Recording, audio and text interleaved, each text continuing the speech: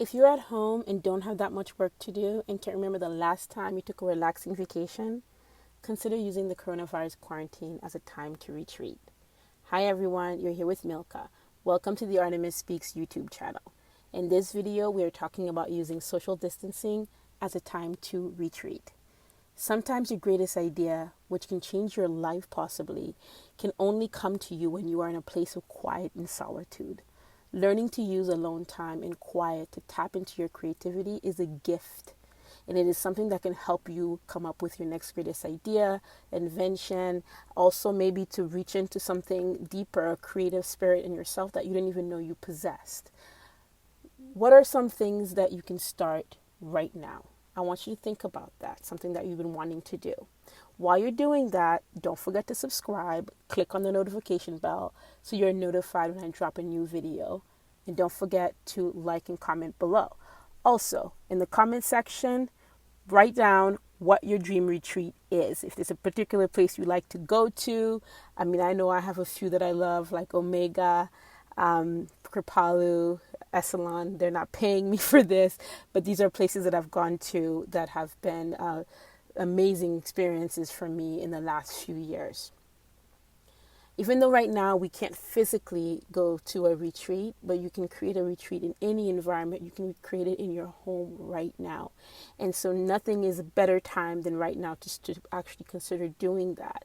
And retreats are great places to sometimes spark a new idea for, it could be a book, it could be a business, it could be creating a new brand, penning a song, or just trying something completely new. When you can create that quiet environment in your home, it's a great opportunity to tap into something, into a deeper aspect of yourself. So a few things to consider. One of the first things is balancing your energy throughout the week and also the day is very important. Sleep a lot more. If you have children, allow them to sleep more too. Spend more time outside. Go to your backyard, go walking in your neighborhood. Make sure you get yourself some vitamin D right now because our bodies need it. Retreats are a great time to explore eating healthier foods, a great time to detox, to do things like intermittent fasting, or to allow your body to start getting rid of certain toxins that is accumulated. Normally when I've gone to retreat centers, they're usually vegetarian or vegan places, and the food is very healthy. It's about nutrition and getting what I normally may not get on a day-to-day basis.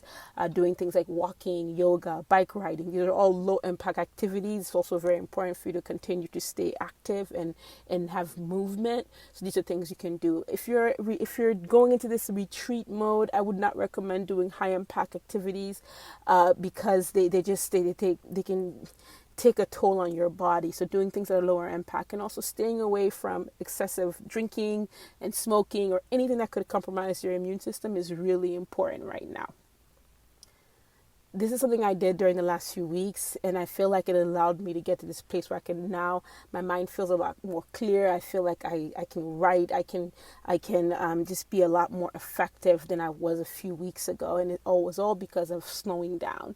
Another thing to think about as well is if there's a goal that you set out for yourself, now's a great time to perhaps explore how can you start putting the things into place to start moving towards that intention or that goal that you may have. For me, two goals that I decided to take out of my yearly goals, and I actually do that. Every year I set out certain goals that I have for myself across different dimensions, and two goals that I had was I wanted to start a YouTube channel, which I've done, as well as starting to create the outline for my next book, and which I'm actually working on right now.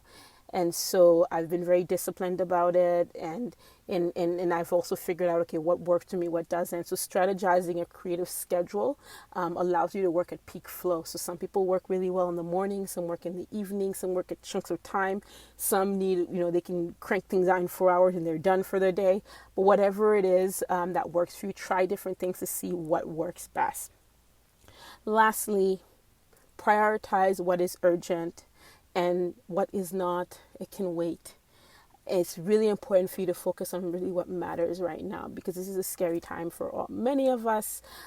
Focusing too much on negative things and the news and things going, just us not feeling that we're powerless is not something that will be really helpful to you right now. So really focus on what matters, focus on staying positive and finding the silver lining in everything. In everything that you do, there is always an opportunity, even in the worst possible situations.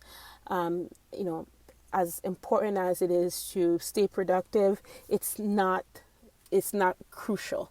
The productivity to me is very much about engagement. It's about being aware of what you're doing and keeping your mind focused, so you're not worrying too much about the things that we cannot control.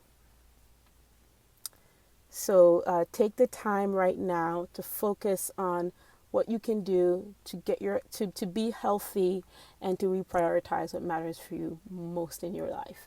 Take care, and until the next episode. Bye.